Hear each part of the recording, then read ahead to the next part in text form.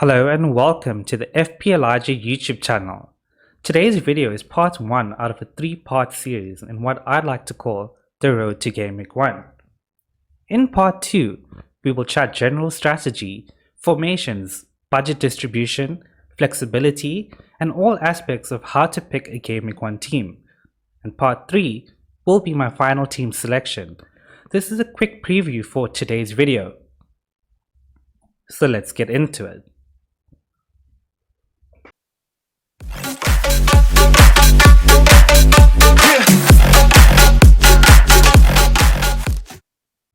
Since this is a brand new channel, here's what you can expect.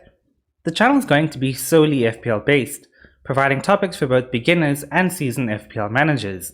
Now when I say the channel will be solely FPL based, that includes talking about and considering the impact of other competitions, such as the Champions League, the FA Cup and so on each Premier League team involved and therefore FPL.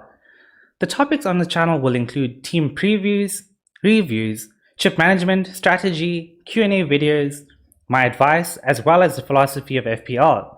Philosophy of FPL? I'm sure you're wondering what's that? Well, it will include topics like, does your personality affect your decisions and transfers? Should you play a bit more aggressive or defensive? Maybe you want to triple up from the same team. Or maybe you just have a bit too much bias for the team you support, or maybe even bias against a rival team. Well, on this channel, we're going to be chatting about topics such as this. So if you like the content on this channel, please do like the video, subscribe, and share it with your mates.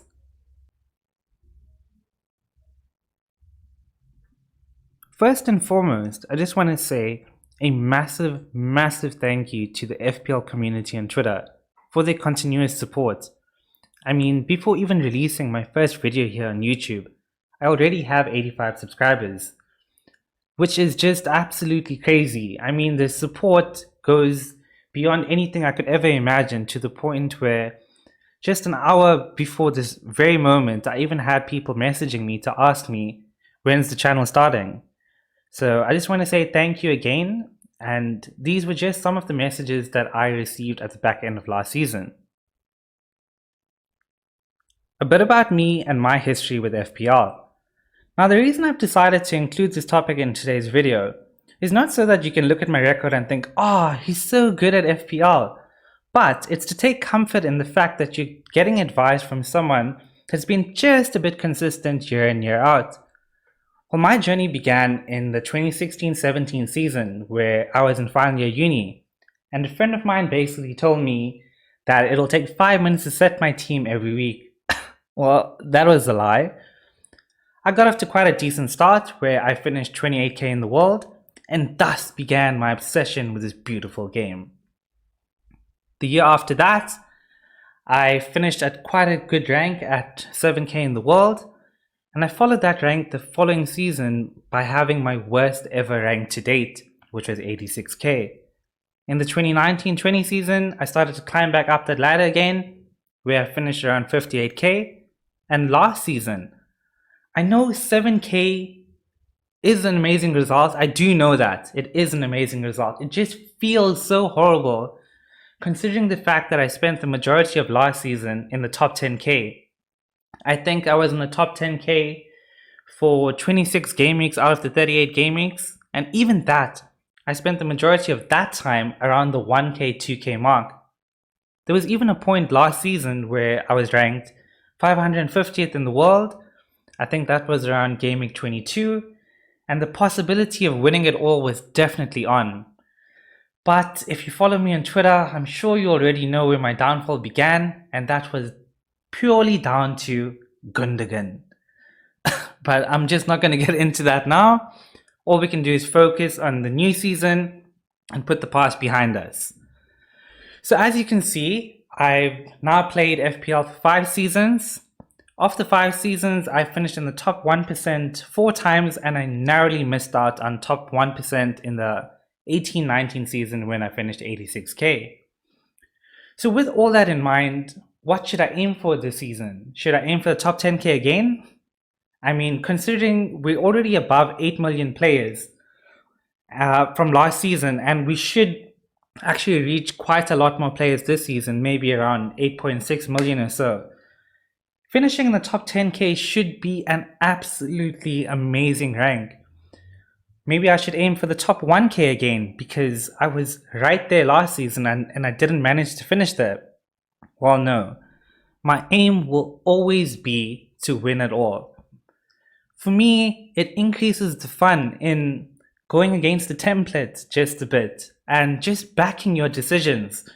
Stats may say one thing, but your eye test and your gut feeling says something else. And for me, I will always put that above any stat out there. So for me, for this season, the aim will be to win it all. Now that you know about the channel and a bit about me and my history with FPL, let's get straight into what you're truly here for, which is part 1, the beginner's guide to FPL. The first topic in our beginner's guide is your team selection and formation. Now, when you first open your FPL app or your browser, you're going to be asked to select 15 players for your squad. Of that 15, you're only allowed to pick a maximum of 3 players from the same team. And once you do that, you should have something that looks a bit like this. As you can see, I have a squad here of 15 players, and if you have a look at my assets from United, I have Luke Shaw, Mason Greenwood, and Williams. Now that is a maximum of the 3 of them. So from here, what do you do about your formation? Well, any formation is actually allowed. However, they have to meet the minimum requirements. You have to have 1 goalkeeper, 3 defenders, 2 midfielders, and 1 forward in your formation. Now, there are various formations in the game. You could go with a 4-4-2, which seems a very viable formation this season with so many great options. A 3-4-3 formation, which has been one of my favorite formations throughout the years. A 4-5-1, which I have never played and I doubt I ever will. A 4-3-3 formation. I mean, there are even formations where you could go 5 at the back, but please don't. Please. I definitely do not recommend ever playing 5 at the back, but that's a topic that we'll discuss in future videos for sure. Now, my personal favorite formation and what I currently am on is a 3-5-2 formation. As you can see here, this is actually my current draft at present, and I can already tell that it needs a bit of work. I mean, there's Ollie Watkins here with Danny Ings just being moved to Aston Villa currently. The transfer window is wide open, so this is definitely not going to be my final team come deadline day. But as you can see, I'm on the fence about whether to get Bruno or not, and quite frankly, I like my team without him. But let's just see if I have a bit of FOMO come deadline day. Moving on to the captaincy. Now, after you've picked your starting 11 for the game week, you then have to pick 1 player in your squad that you want to captain. Now, picking a captain isn't picking the player you like the most in your team or the player you feel has the best leadership skills, but it's the 1 player you feel will not blank that game week. You have to feel like that player is either going to score a goal, assist a goal, get a clean sheet, or do something that will earn him a bunch of points. That player will then get double his points for the game week. Now, in the event that your captain plays 0 minutes, and when I say 0 minutes, I mean he doesn't even step foot on the pitch, then he will be replaced by your first sub from your bench, and your vice captain then becomes your captain. Following on from that, in the event that any player from your starting 11 did not play a single second of football this game week, maybe it was through injury, maybe it was through COVID, maybe the manager just didn't fancy him playing this game week, then that player will be replaced by the first player on your bench, and therefore your bench order absolutely matters. Now, when it comes to auto subs, a minimum formation must be kept at all times. And with that being said, let me give you an example. For instance, if I were to swap Ayling and Davis on the bench, where Davis is my first sub, and let's say Luke Shaw didn't play a single second of football this game week, Davis won't come in, although he's first on my bench. But Brandon Williams will come in because he's now second on my bench, but he's the first defender on the bench, which will then meet our requirement of 3 playing defenders.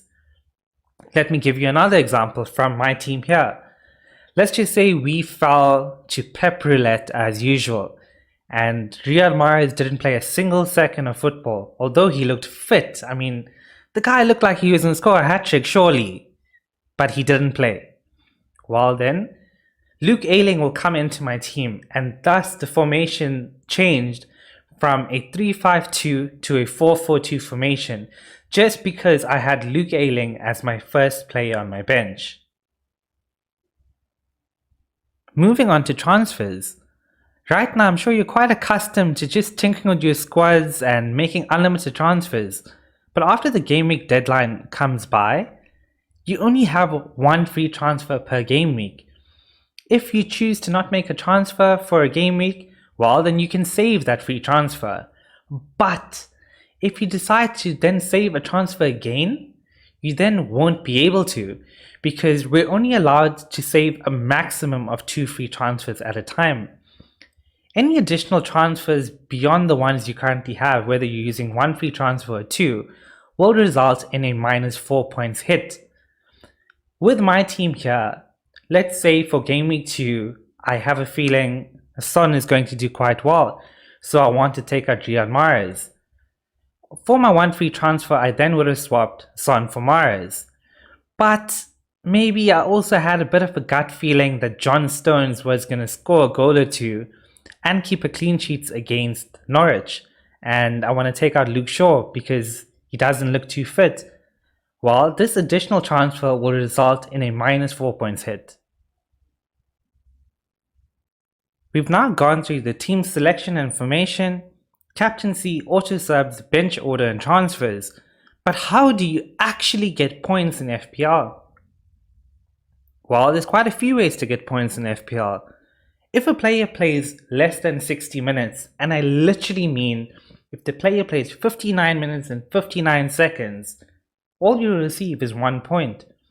If a player plays more than 60 minutes excluding injury time, he'll then get an additional point. If a player gets an FPL assist, he'll be awarded 3 points. And the reason I say FPL assist and not just assist is that an FPL assist works just a bit different to your normal assist. I'm sure you're quite accustomed to an assist being that killer last pass or that amazing cross before a goal is scored. And yes, you will be awarded an FPL assist for that. But additional to that, if a player takes a shot on goal and maybe the keeper saves it or it hits the woodwork and the goal is scored off that rebound, you will get an FPL assist for it. If a player wins a penalty and his teammate scores the goal from that, he will get an FPL assist. However, if a player wins the penalty and then scores the goal, he'll only receive the points for scoring the goal and not both. Additional to that, an FPL assist is also if a player is attempting to cross the ball or pass the ball or take a shot and an own goal is scored by the opposing team, you will receive the 3 points for an FPL assist. Beyond just an FPL assist, a player is also awarded bonus points. Now, bonus points, and this is quite often debated on Twitter and in various chats and so on, but we don't truly judge how bonus points are awarded. But we do know that bonus points are awarded to 3 players after the game, which apparently are the 3 best performing players of the game. A player that's very good with bonus points is Bruno Fernandes. The guy could be playing and Man United may be winning 3-0 where he didn't score or assist a single goal. And we get to injury time and the guy just scores a penalty. He'll somehow end up getting all 3 bonus points, which is crazy. So yeah, a player can also be awarded negative points. If a player receives a yellow card, it's -1. A red card is -3. An own goal is -2, and a penalty miss is also -2. Just speaking a bit about the red card, if a player receives a red card and they may be a defender or a goalkeeper, they will continue to be punished for every single goal their team concedes even while they're off the pitch. Now, points will also differ based on what position a player plays. For instance, for a goalkeeper, if a goalkeeper scores a goal, he is awarded 6 points. And I still feel that 6 points is far too little for a goalkeeper goal. Scoring a goal as a goalkeeper is so rare that I feel it should be a minimum of 10 points for a goalkeeper goal. Maybe at the worst 8 points. A clean sheet for a goalkeeper is 4 points. Every 3 saves that a goalkeeper makes is 1 point. A penalty save is 5 points. And every 2 goals that is conceded by the goalkeeper is a -1. Similarly, with a defender, every goal scored is 6 points, a clean sheet is 4 points, and every 2 goals conceded is also a -1. When it comes to midfielders, they do not get penalized for the amount of goals scored against their team, but a goal is worth 5 points and a clean sheet is worth 1 point. When it comes to strikers, all they care about are goals and assists. Keeping a clean sheet has no effect on them, and the amount of goals scored against the team has no effect on them. All they care about is scoring goals and getting assists, and a goal for a striker is worth 4 points. To add a bit of spice to the game, and to make it more exciting, FPL has added 4 additional chips, which are your wildcard, triple captain, bench boost, and free hit chips. Your wildcard is essentially what you're doing right now before the Gameweek 1 deadline. The wildcard allows you to make unlimited transfers for your team. You're allowed 2 wildcards per season, but your first wildcard is only available until the Gameweek 20 deadline. If you choose to not use your first wildcard before this deadline, it will unfortunately forfeit and you would have lost out on this chip. The triple captaincy chip is exactly what it says. Instead of your captain receiving double the points, you will now get triple the points. A bench boost chip allows for you to get the points of all 15 players from your squad. And the free hit chip is quite similar to the wildcard, but it allows you to make unlimited transfers for 1 game week only. After using the free hit chip, the following week, your team will go back to the team you had before using the free hit chip. However, unlike your wildcard, where you receive 2 wildcards per season, the triple captain, bench boost, and free hit chips are only allowed to be used once per season, so you have to truly use them wisely. And with that sums up our beginner's guide to FPL. Lastly, I just want to leave you with a bit of advice, and that first bit of advice being avoid information overload. Now, there is a ton of information available out there, and some good content at that, either on YouTube, Twitter, or any social media platform. With so much information, it can become a bit overwhelming. And with all that information, that can cloud your judgment and change your decisions, strategy, and so on, without you even knowing it. So my suggestion would be is to pick a few accounts, whether that's on YouTube, Twitter, or wherever it is. Pick a few accounts that you enjoy, where you can get the information that you need to make your own decisions for FPL. My second point is to be flexible. Be flexible with both your squads, your strategy, and your thinking. Trust me, don't be stubborn when it comes to FPL. Whether it's about a certain player, a team, a certain strategy, whatever it is, things in FPL change rapidly. So be open-minded, be flexible. My third bit of advice is that you should aim high. Aim to finish first. Where's the fun in aiming to finish in the top 1 million in the world or the top 500k? For me, the aim should always be to finish at number 1. And lastly, I'd like to say to just please play your own game. There's no fun in just copying another person's team, either from YouTube or Twitter. Nothing beats the feeling of your differential or your captain absolutely banging and it was completely your decision. Even more so if that decision went down to a 50-50 coin toss and you went in the right direction. And finally, all I can say is just have fun. FPL is about having fun. I know we can take this game a bit serious at times. It can get a bit competitive. But the whole point of FPL is just an added bonus to the Premier League. So please guys, just have fun. If you enjoyed this video, please like, subscribe and share it with your friends. And please let me know your thoughts in the comments below or on Twitter. Anyway, cheers guys and FPL responsibly.